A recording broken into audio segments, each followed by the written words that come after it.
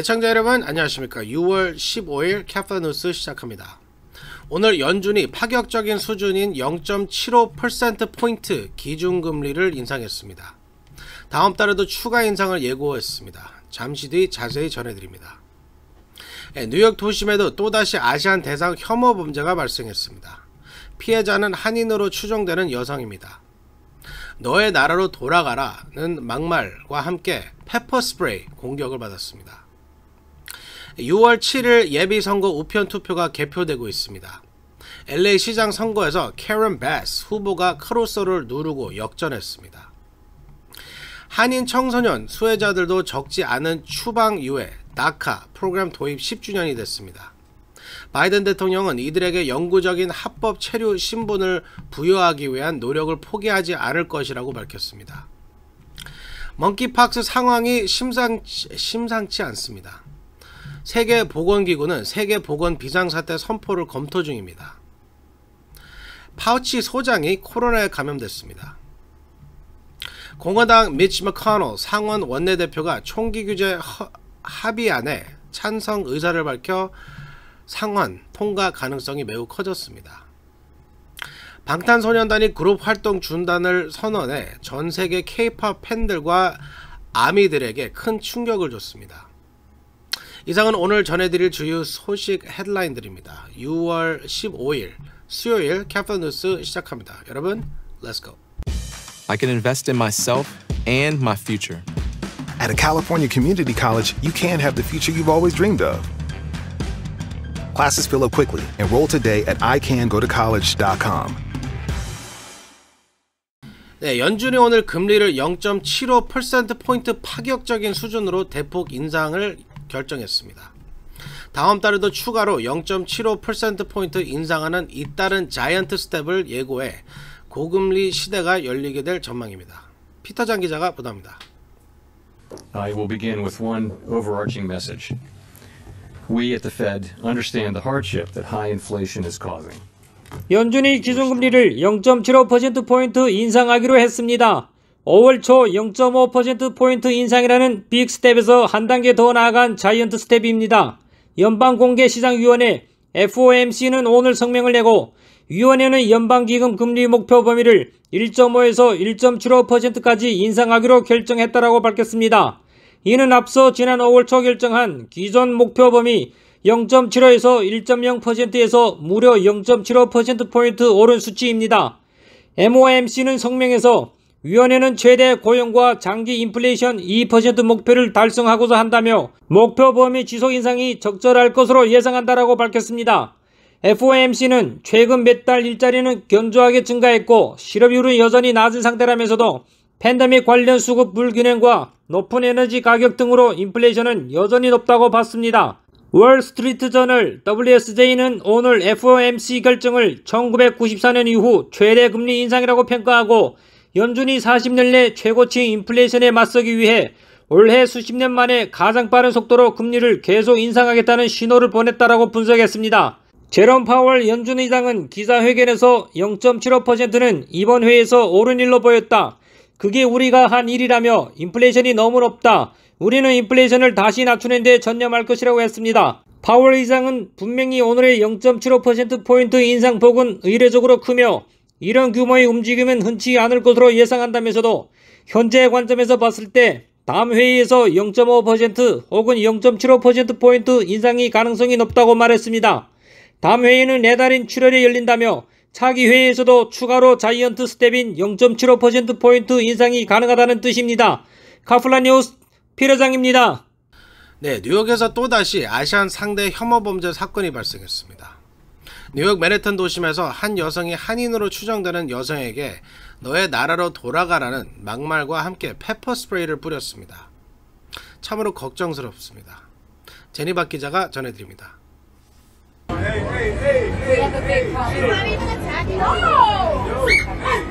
뉴욕 도심에서 또다시 아시안 대상 혐오 범죄가 벌어졌습니다. 뉴욕 포스트 보도에 따르면 11일 뉴욕 맨해튼에서 한 여성이 아시안 여성들에게 너희 나라로 돌아가라며 후추 스프레이를 뿌렸습니다. 그래픽 디자이너 니콜 정 씨는 일행 3명과 함께 맨하튼의 한 거리를 지나고 있었는데 일행이 가방을 잃어버린 사실을 알고 길 모퉁이에 잠시 서 있었습니다.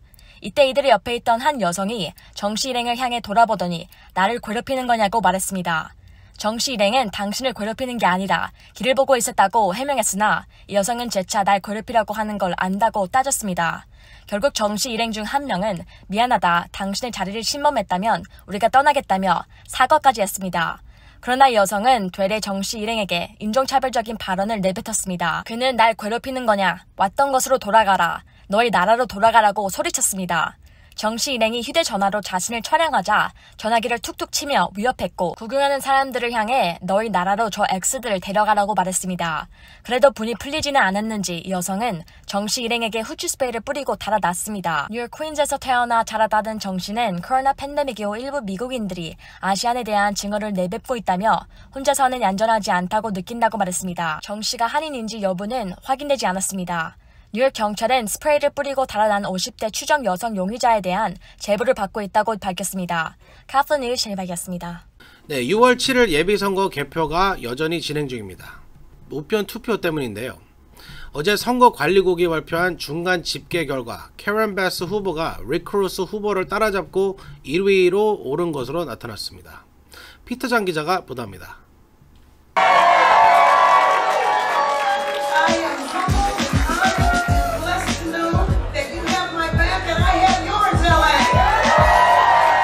지난 7일 LA 시장 예비선거에서 릭 카루스 후보에게 1위 자리를 내주며 타격을 입었던 캐런 베스 후보가 우편투표 1차 개표 결과 카루스 후보에게 역전해 1위로 올라섰습니다. LA 선거관리국이 14일 공개한 우편투표 중간 집계 결과 캐런 베스 후보는 41%의 득표로 38% 득표에 그친 릭 카루스 후보를 앞선 것으로 나타났습니다. 베스 후보는 20만 2,818표로 41.5%를 기록했습니다. 릭 카루스 후보는 18만 9,178표로 38.29%로 나타났습니다. 선거국은 상당수의 유권자들이 선거 당일 우편투표를 제출해 우편투표 집계가 늦어지고 있다고 밝혔습니다.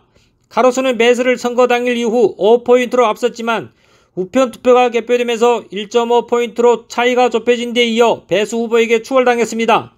베스 후보는 MBC의 The Sunday Show with 조네단 키펄트에 출연해 자신이 예비선거에서 1위를 차지할 것으로 예상했습니다. 카루스 후보의 선거 자금 4천만 달러가 자신의 300만 달러를 당연히 앞설 것이라고 예상했겠지만 결과는 그렇지 않을 것이라고 강조했습니다. LA시 1주구 선거도 박빙의 개표 대결이 벌어지고 있습니다. 어제 공개된 잠정 개표 결과 유니세스 에르난데스가 50.65% 득표율로 49.35%로 현역 길 세디오 후보를 추월해 1위로 올라섰습니다. 1주구는 후보가 2명뿐이어서 최종 집계 결과 에르난데스 후보가 50%를 넘게 되면 결선 투표 없이 당선이 최종 확정됩니다. 카플라 뉴스 피러장입니다. 네, 한인 젊은이들이 추방 이후에 다카 신분을 가진 드리머들이 적지 않습니다. 오늘은 오바마 전 대통령이 다카를 도입한 지 10년째 되는 날입니다. 바이든 대통령은 오늘 드리머들에게 영주권을 부여하는 노력을 계속할 것이라고 밝혔습니다. 제니박 기자가 보도합니다.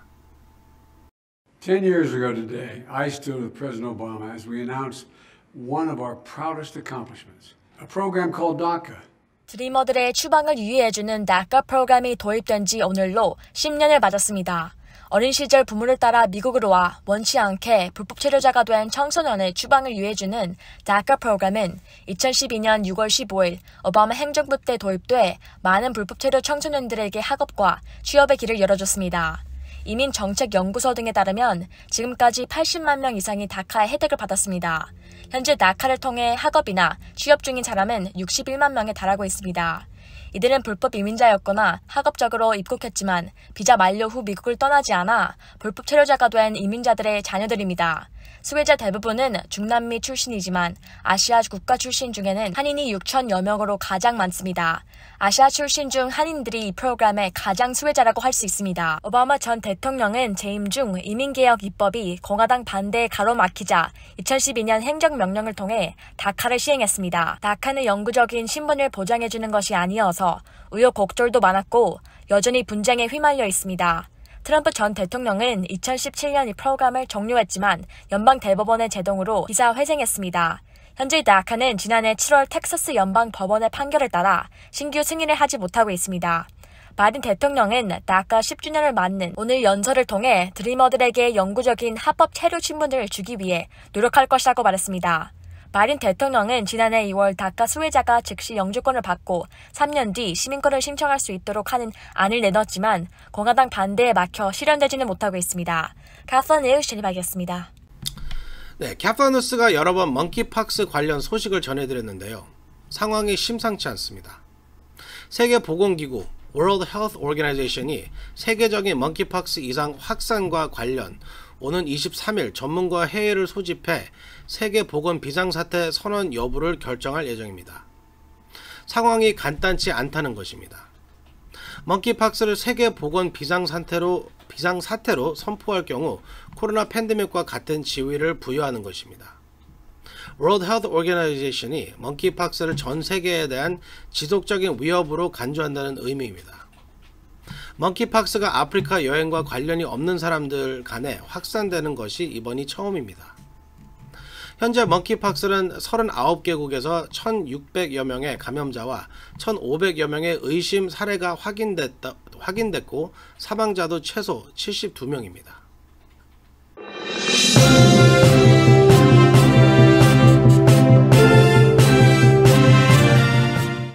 네, 미국 최고의 전염병 권위자로 꼽히는 앤서니 파우치 국립 알레르기 전염병 연구소 소장이 코로나에 감염된 것으로 확인됐습니다. 국립보건원 NIH는 오늘 파우치 소장이 코로나 신속 항원 검사에서 양성 판정을 받았다고 발표했습니다. 경미한 증상을 겪고 있어 격리 상태로 재택에서 근무 중입니다. NIH는 파우치 소장이 최근 바이든 대통령이나 정부 고위 당국자와 긴밀한 접촉을 하지 않았다라고 밝혔습니다. 올해 81세인 파우치 소장은 2차 부스터샷 접종까지 마친 것으로 알려졌습니다. 네, 총계 규제안이 상원을 통과할 가능성이 커졌습니다. 미치 매코넬 공화당 상원 원내대표가 상원의 총기 규제 합의안 지지 의사를 밝혔습니다. 이에 따라 총기 규제안에 찬성하는 공화당 의원은 11명으로 늘었습니다. 민주당은 7월 4일 독립기념일 이전에 법안을 통과시킨다는 계획입니다. 매코넬 대표의 찬성으로 법안은 상원에서 최소 61표를 확보해 필리버스터를 피할 수 있게 됐습니다. 코로나 팬데믹이 엔데믹으로 전환되면서 여행 수요가 폭발하고 있습니다. 한인들의 경우 한국행 여행 수요가 폭발적으로 증가해 현재 한국행 항공티켓 값은 이코노미 좌석이 $4,000에 육박할 정도입니다. 미국인들의 국내 여행 수요도 폭증하고 있어 국내선 항공티켓 값도 급등하고 있습니다. 폭스 비즈니스는 어도베 애널리틱스 자료를 인용해 국내선 항공료가 지난 1월 이후 47%나 급등했다고 보도했습니다. 팬데믹 이전 수준과 비교하면 4월은 27%, 3월은 20% 오른 것으로 조사됐습니다. 네, 방탄소년단이 그룹 활동 중단을 선언해 전 세계 아미들에게 충격파를 던져줬습니다. 데뷔 후 9년 전 맞은 그룹 방탄소년단은 14일 방탄소년단 유튜브 채널 방탄TV 채널을 통해 공개된 찐 방탄 회식 영상에서 그룹 활동 중단을 선언했습니다. 이와 함께 방탄소년단은 숙소 생활도 더 이상 하지 않기로 했습니다. 대신 멤버들은 당분간 개별 활동에 주력한다고 합니다. 방탄소년단 그룹 활동 중단 소식은 전 세계 주요 매체들이 중요 뉴스로 보도했습니다. 뉴욕타임스는 아미들은 슬픔과 혼란으로 물들었다고 보도했습니다.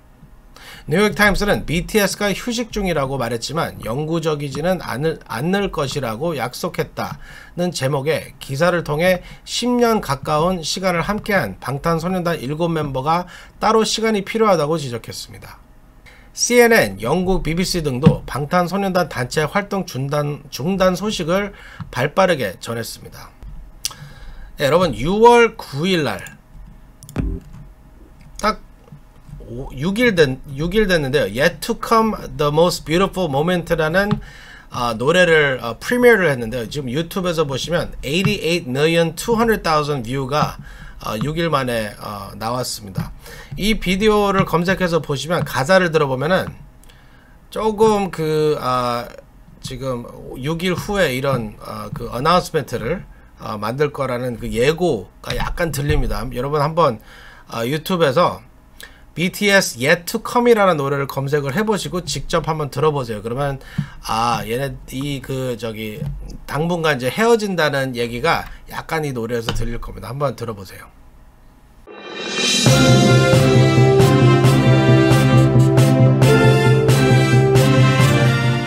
네, 오늘 전해드릴 소식은 여기까지입니다. 뉴욕 맨해튼 도심에서 발생한 아시안 여성에 대한 페퍼 스프레이 공격이 가볍게 보이지 않습니다. 별다른 이유 없이 아무렇지도 않게 막말을 하고 페퍼 스프레이 공격을 하는 가해 여성을 보면서 이들이 갖고 있는 혐오 감정이 뿌리 깊은 것으로 느껴졌습니다. 거기다가 피해 여성도 한인으로 추정되고 있어 더욱 걱정입니다. 네, 6월 15일 캐프뉴스 여기서 마치겠습니다. 좋은 밤 되시기 바랍니다. 저는 내일 다시 찾아뵙겠습니다. 감사합니다.